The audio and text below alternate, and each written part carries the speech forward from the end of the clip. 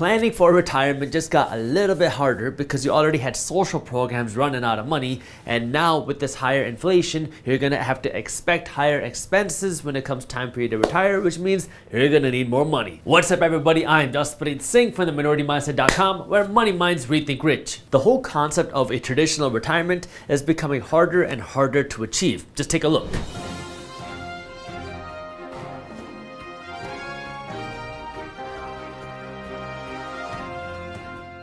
And it's not just young people facing this issue. Millions of baby boomers are struggling because they're getting caught in the broken retirement system, according to the Washington Post. The old idea of retirement is after you finish school, you're going to go and get a job. And once you get a job, you're going to stay at this job for the rest of your life. So you stay at this job for 40 or 45 years, and then once you turn 65 years old, then you're going to quit this job, and now you're going to be able to retire because your company's going to pay you a pension, the government's going to pay you Social Security, and now you're going to be able to sit back and do whatever you want without worrying about money because you have your pension and your Social Security taking care of you. Nowadays, it doesn't really work like that because, for one, people don't stay at one job for their whole lives, and even if they do, companies don't pay pensions like they used to. And Social Security, well, Social Security isn't what it used to. For one, you never want to rely on the government to take care of you. And second, when we talk about Social Security, the Social Security fund is having its own problems.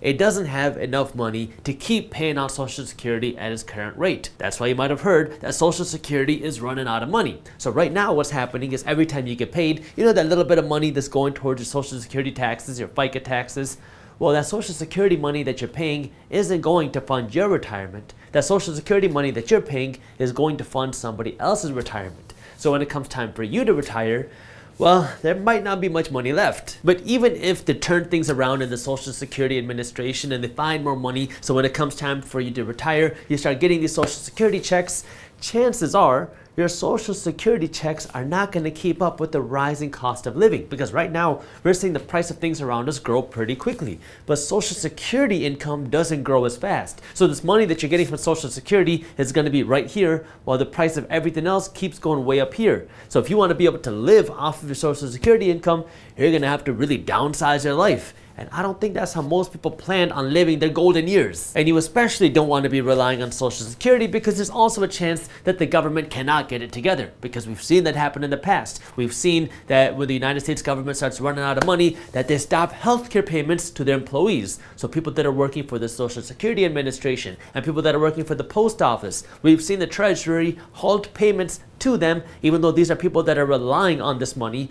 just because they didn't have any money to pay out. All of these things coupled together with the higher cost of living because of this higher inflation makes it more and more important for you to start thinking about retirement a little bit differently, which is what I'm going to be talking about in this video. But before I get into that, I need you to do me a quick favor and smash that thumbs up button below. So the first thing that you have to understand is kind of on a bigger economic level. Right now, we are in an environment where over the next couple decades, chances are we are going to see higher inflation. What that means is we are going to see the price of things around us grow faster. And so the people that this hurts the most is, one, the financially uneducated, because now you're the one that's having to pay the higher prices, literally. And second, it's people that are living off of fixed incomes or people that plan on living off of fixed incomes. The whole idea behind a fixed income is every single month you have a certain amount of money coming in. So let's say you have $3,000 hitting your bank account every single month, and that's all the money that you have. This is your fixed income. Well, if your expenses are $2,000 a month, then that's no problem because you're making more money than what you spend. But if all of a sudden you're making $3,000 a month, but now your expenses jump up to $4,000 a month because of the higher cost of living, now either you're going to have to cut down your expenses or you're going to have to find a way to earn more money. And if you're 70 years old and you're in retirement, it's going to be a little bit harder for you to go out and find a new way to make new money unless you want to go back to work. What you want to see happen when you go into retirement is the amount of money you're making every single year is enough to cover all of your bills and hopefully keep increasing as the price of things keep going up. So if the price of things go up like this, you want your income to keep going up like this. That way you can keep comfortably living your life.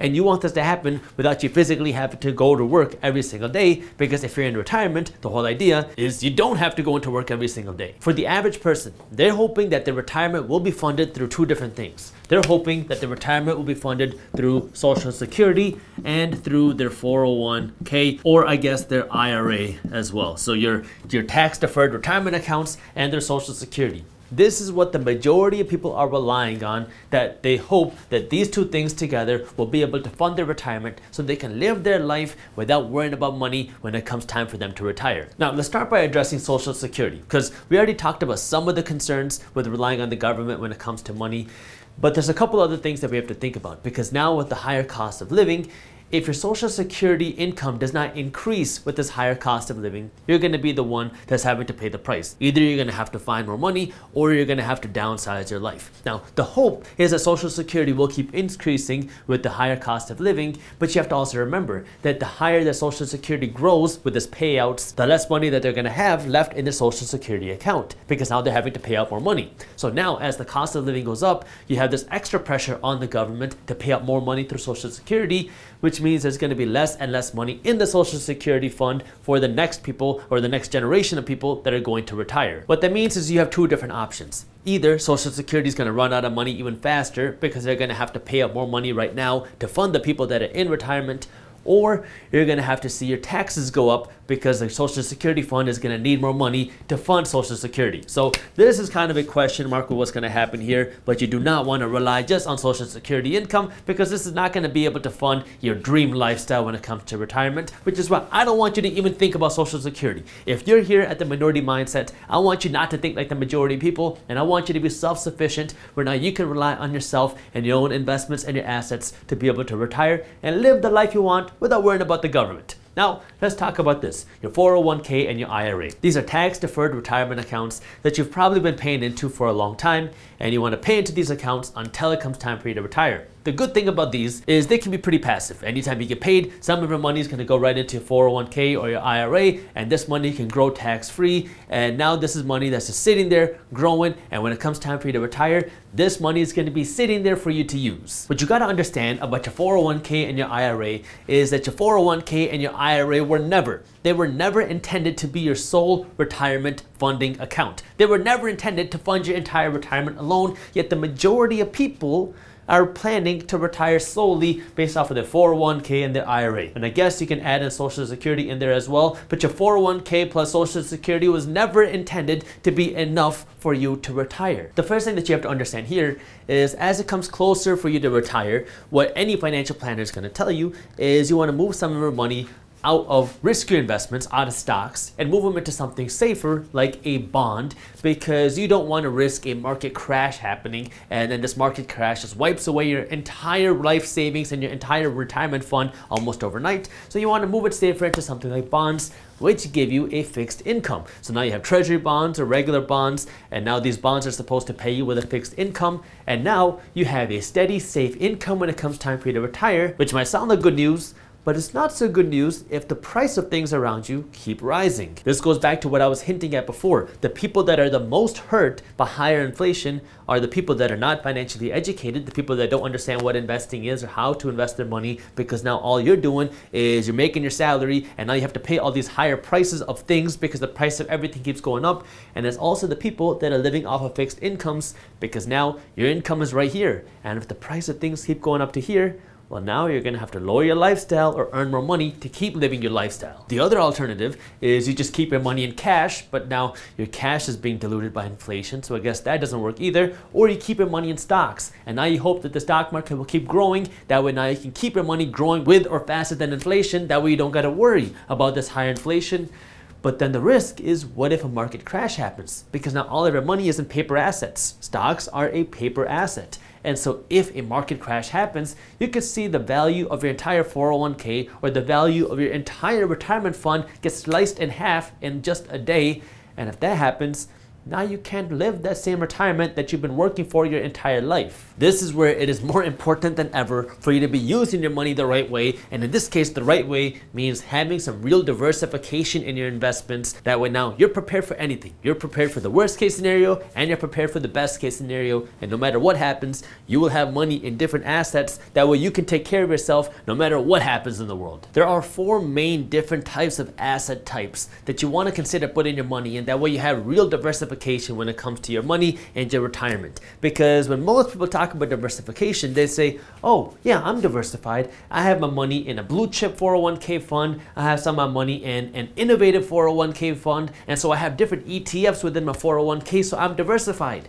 But all of your money is still just in paper assets. All of your money is still in the stock market. So if we saw a stock market crash, it doesn't matter how many different funds you have, you're still all invested into one asset class. And so if you see the stock market crash, all of your funds are going to go down. So when we talk about real diversification, I'm talking about diversification across different asset classes. So if one asset class goes down, you can go back to a different asset class, because none of us can predict what's going to happen. None of us know what is going to win and what's going to fail. So you want to have money in different asset classes. That way you can win no matter what happens. Some of the most popular different asset classes are stocks, real estate, business, commodities, and now kind of in the newer age, we have a newer asset class emerging, which is crypto as well. When you invest your money into your 401k or your IRA, you got money in the stock market. Great. This is a great place for you to invest your money. It's a great place for you to build your wealth, and it's the most accessible way for the majority of people to build wealth. I want you to do that. I want you to have some money in the market, which is great. Now, I also want you to have some of your money in different asset classes. That way you're protected against anything. The next is real estate. So real estate, when you invest in real estate, you're buying a physical property. You're buying a piece of real estate, something that you can see, feel, and touch, and something that you can control. And your goal with this property now is to rent it out to somebody else. So this might be a home, an apartment complex, an office building, a retail building. You own this physical piece of land and real estate. Somebody else is going to live in or use this property, and in exchange for them living in this property, they're going to pay you rent every single month.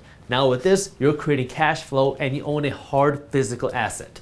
With businesses, this is similar to the stock market, but now instead of just investing in the stock on the stock market, you're investing directly into a business. When you're investing directly into businesses, now what you're doing is you're giving a business money so they have money to grow even bigger, and in exchange, you get a little piece of ownership in this company. So now what you're trying to do is you're trying to invest in something that's creating a product that you love and believe in. That way they have more money to grow, and as they grow, now you have a bigger piece of equity, a bigger piece of ownership, because the value of your equity keeps growing as this company becomes more valuable. So there's different ways that you can do this. You can invest directly into companies, kind of like what you see happen in Shark Tank. You can invest in franchises, create franchises.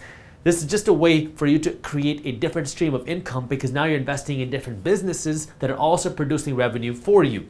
Commodities, this is things like gold, silver. These are things that you're buying for the sole purpose of just having something to maintain its value, its money. Because in order for somebody to go out and mine an ounce of gold, it takes labor, it takes time, it takes effort. And so that physical ounce of gold that you own, it is kind of a representation of the work that goes in to produce this ounce of gold. Similarly with cryptocurrencies, the thing that you have to understand about cryptocurrencies is, one, it is still a relatively new asset class, so it's still very volatile.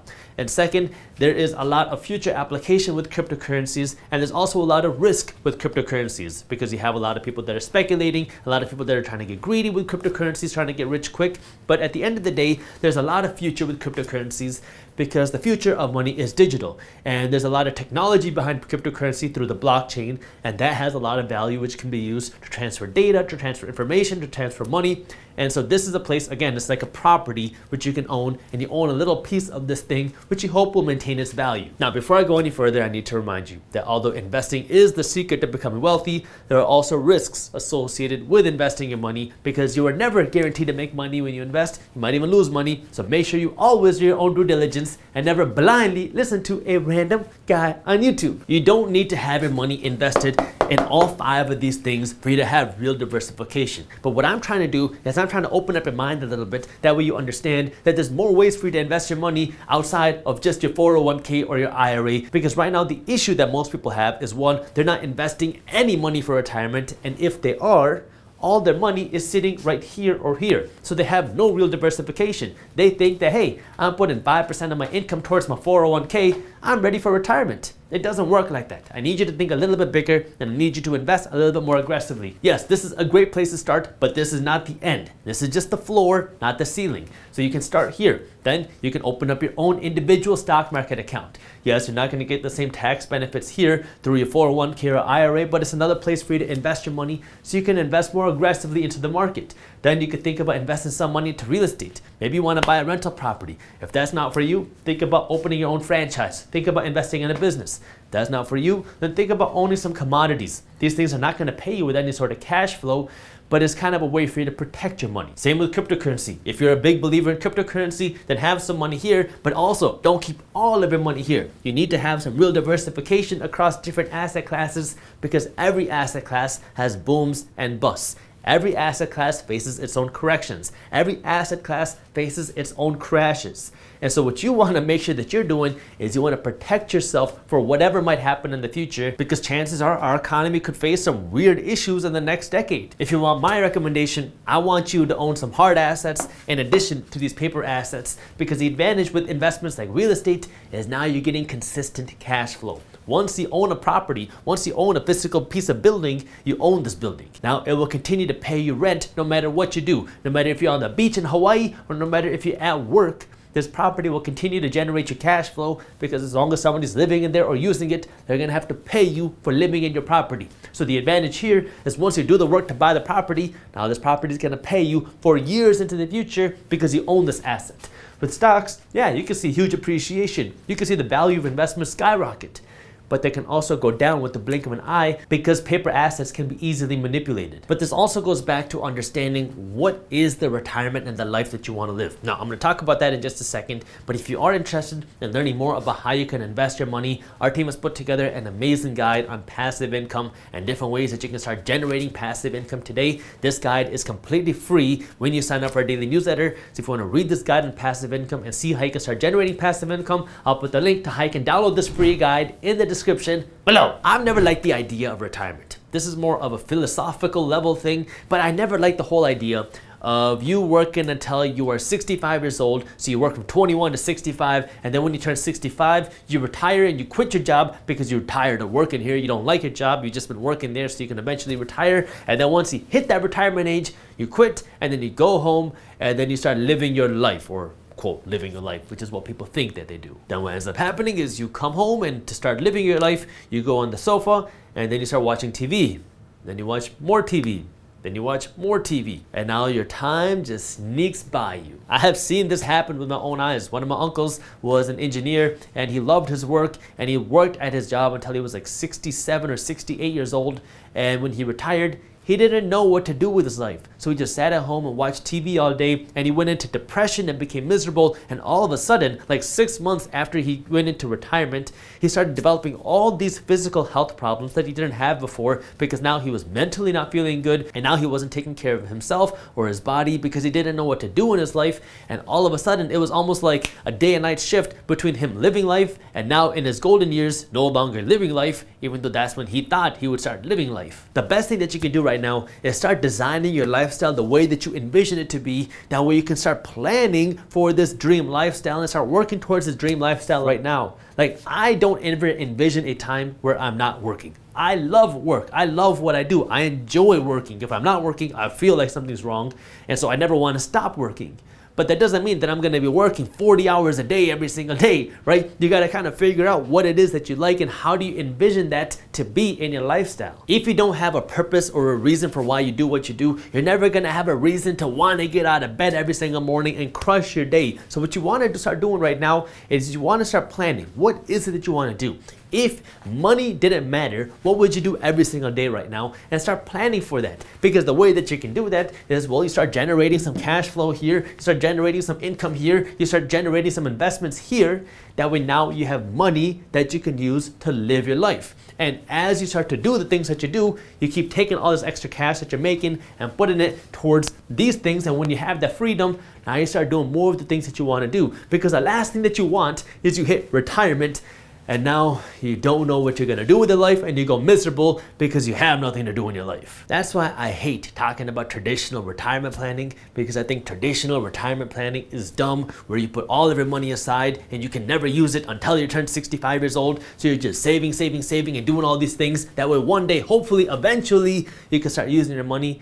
But I want you to start living and enjoying your life now, which all goes back to now, how are you using your money today, and what kind of life do you want to live? Because I want you to start living your life a whole lot sooner than 65, but the only way you can do that is if you start using your money smartly, like a financially educated person today. That way you can live your life and fund your life the way you want, because you were the one that's smart with your money and you're not relying on somebody else to take care of you. If you enjoyed this video, here's a video on investments that you need to own for life that I think you'll love. And while you're at it, download our free passive income guide. And as always, keep hustling.